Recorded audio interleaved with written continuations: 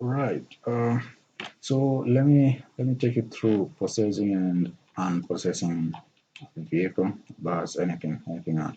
So this can be applied to anything. Doesn't have to be a vehicle. Any sort of phone or camera you want to possess. Uh, so I'm using components, and I do that because once you create one component, you can always add it to whatever you want. So this one's the vehicle interaction component, and I'm using it in conjunction with this other component called play interaction. So the vehicle interaction is added to the vehicle model you want.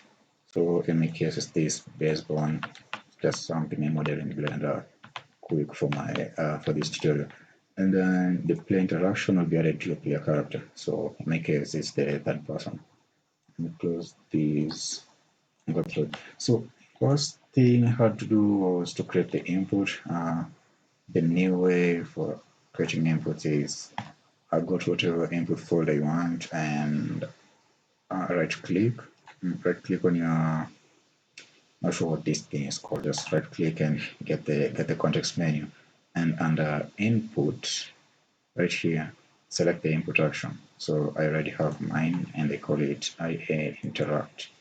So it's usually E for many games, but I choose to use enter. So once you have this, make sure it's digital boolean, so 0101 or yes no. That's what boolean means. With the input created, you need to also create an input mapping. So go back to input, then you're going to find the mapping context. Create that. I already have mine. I just called it IMZ controls. And in here, this way you specify the keys you want to use. So for me, under interact, you see I only use enter. You can use whatever you want. So that's setting up the controls is that simple.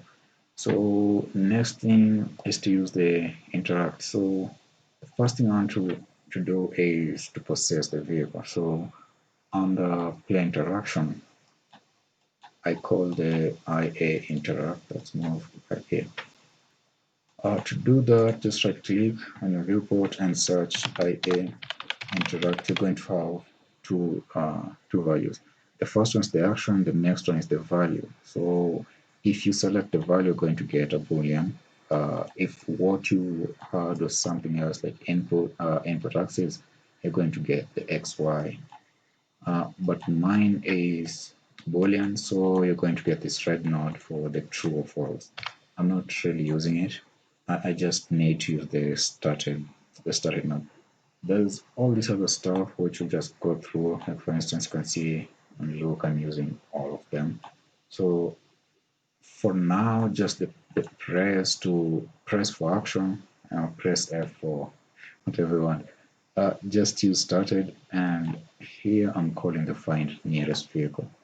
So usually people just possess a specific vehicle which I find tutorials like those not very useful. I think if you're creating a map which has multiple vehicles, like here I have I think 5 or 7.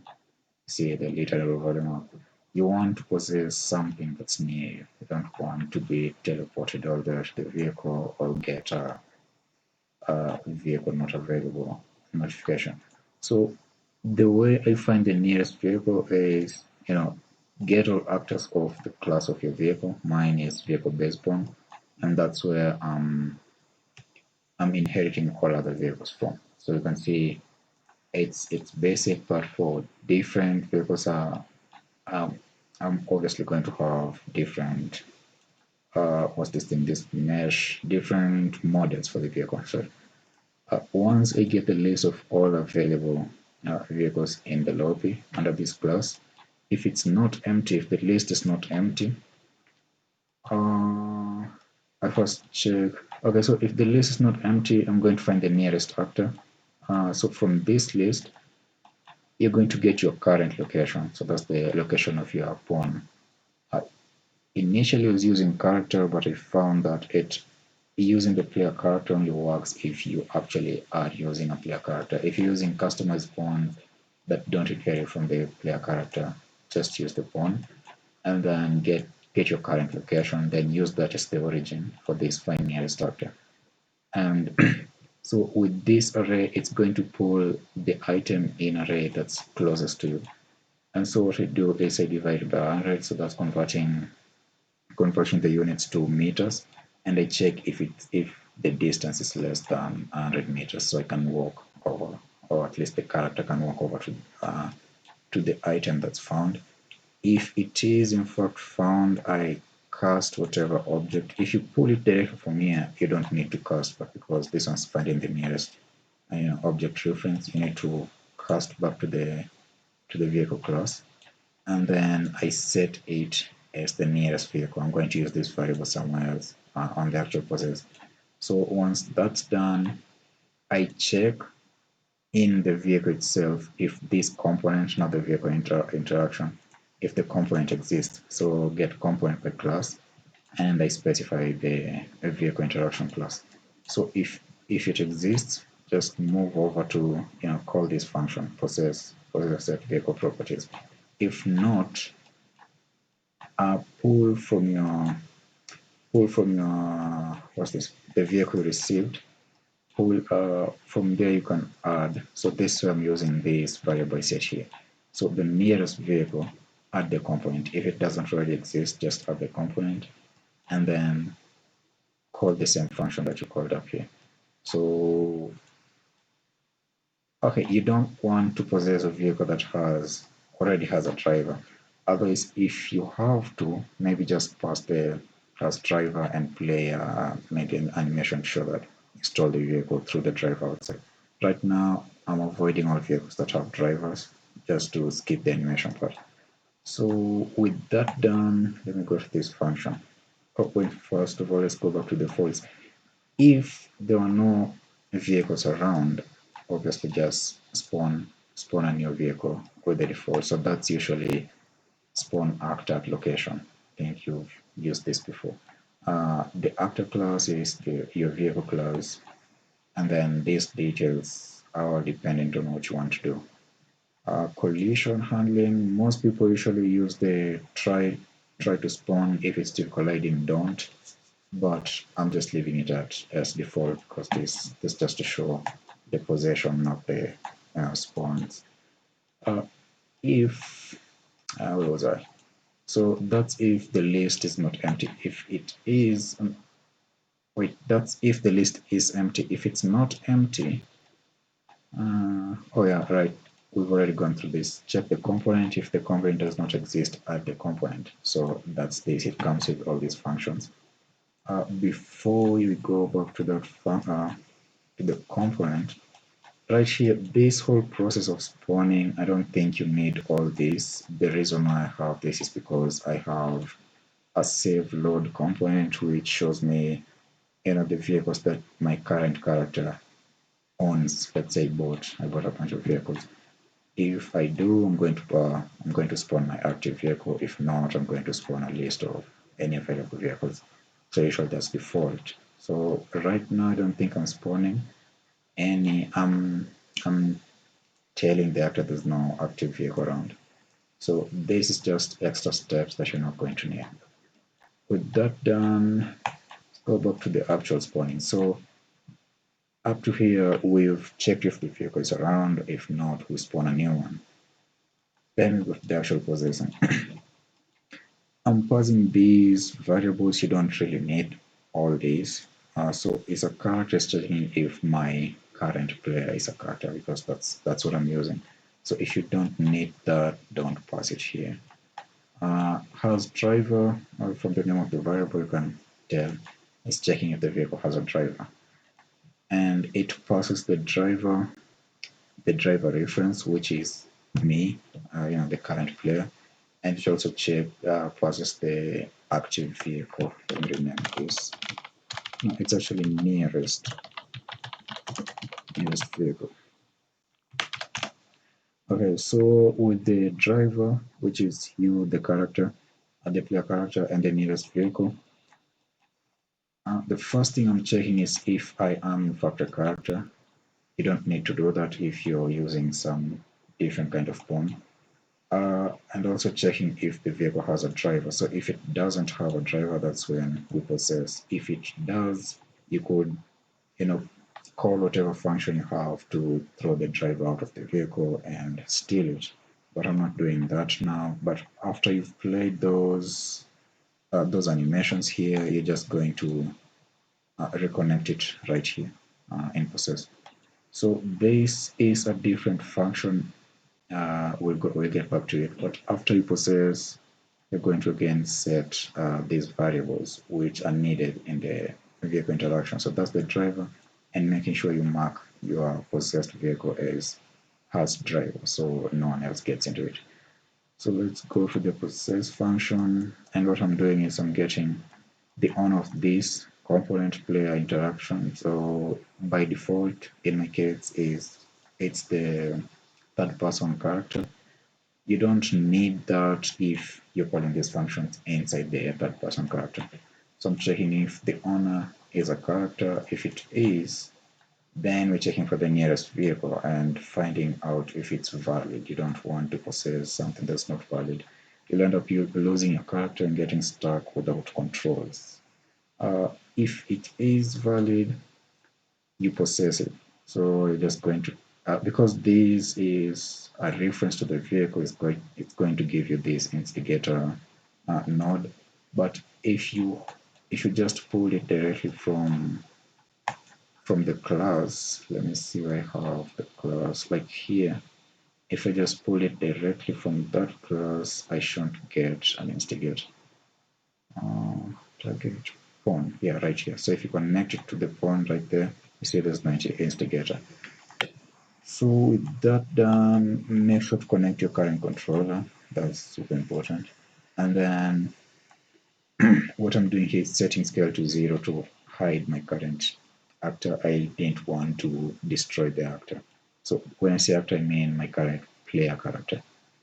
You can do something different, like you can attach it to your vehicle and place them at a driver's seat, play a montage, or play around with the animations, but I'm not doing that, just processing right now. So this basically just hiding it. You don't need this node. With that done, I'm connecting brake lights again. These are different functions that you don't really need. It's just to activate and deactivate these lights behind. These lights are set to to red. I 5,000. I can't see them in this viewport, but I'll show you what they are once you're in the game. So yeah, that's how you possess. So up to this point, your character should be gone, and now you should have control of the vehicle. But you also need to find a way of getting out of the vehicle. So that's why I didn't want to destroy this character and just set it to 0. So first thing you need to do is call this interact again. I'm using the same button, the same key to possess and unpossess. So I can see we're calling the unpossessed vehicle, which is this function here. So what I'm doing is getting the owner. So on this other, on the player interaction, the owner was your player character, but on the vehicle interaction, your owner is the current vehicle that you're driving. Then cast it to my vehicle class. So this is just my custom vehicle class. You can cast it to yours. And then if it didn't, this is just a bug. I ignore it. But if the cast was successful, check if the driver is is valid. So let's say you possessed this vehicle and you drove far away from the point where you left your driver, which is what I'm doing here.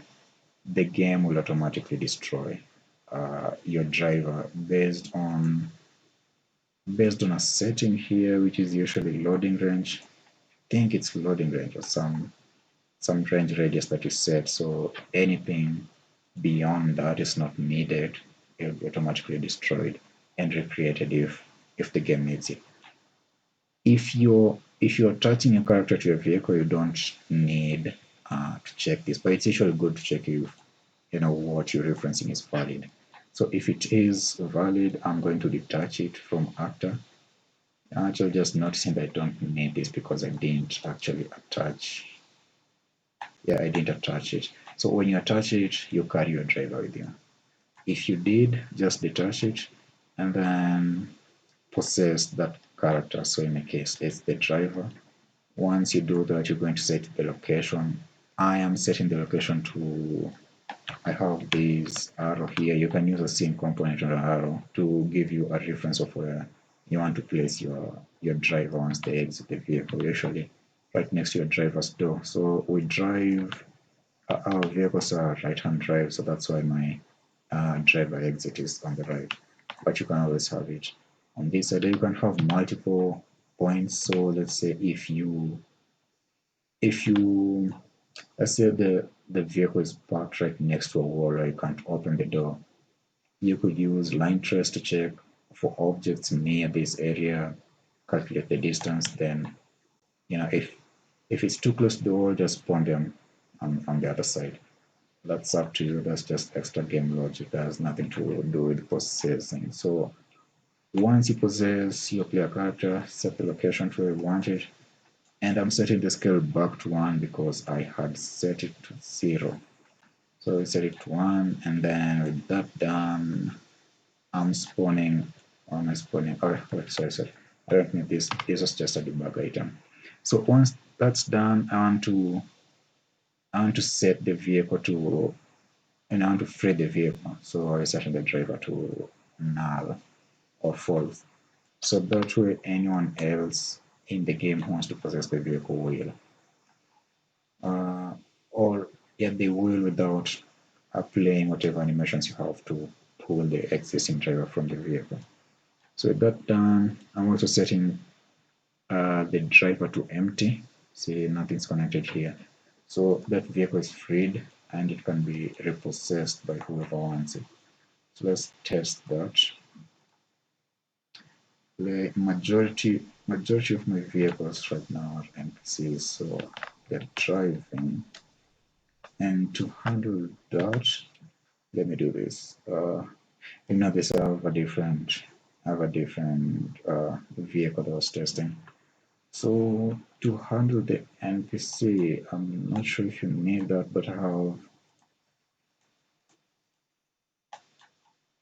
hold on, not yet.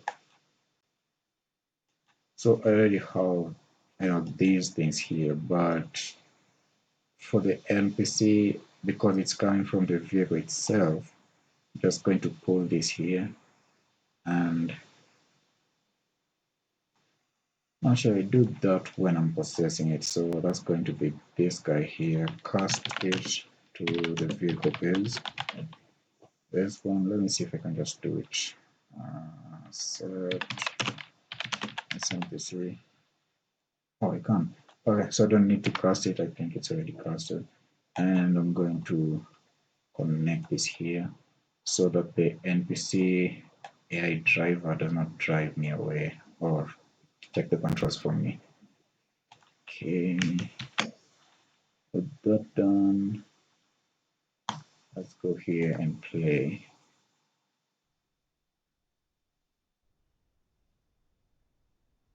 Alright, I'm going to possess this one. So just to show you what I meant by possessing,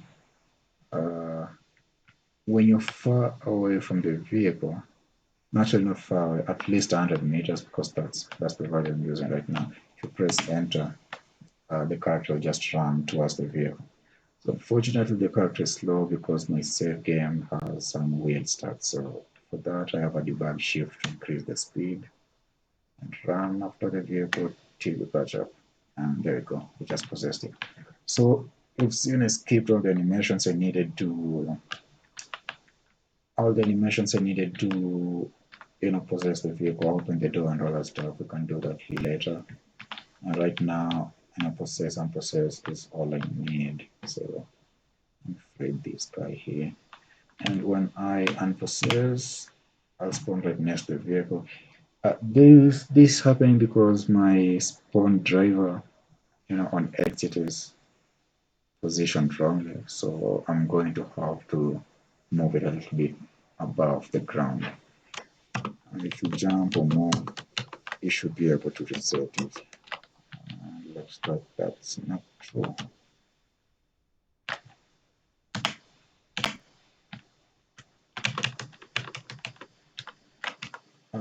let's fix that. I'm going to move this thing a little bit above ground somewhere there, compile. So just to confirm, let me see the left view. Yeah, that's high enough. Okay, play. And I'm back in the ground. Okay, yeah, that there was my save game, saving my last location, which was below ground. That was a pretty, okay, a different view here. Let's just save this one. And right now, if I unpossess it, yeah, I'm above the ground. So that's fixed. Let's find an area with multiple vehicles and see the behavior.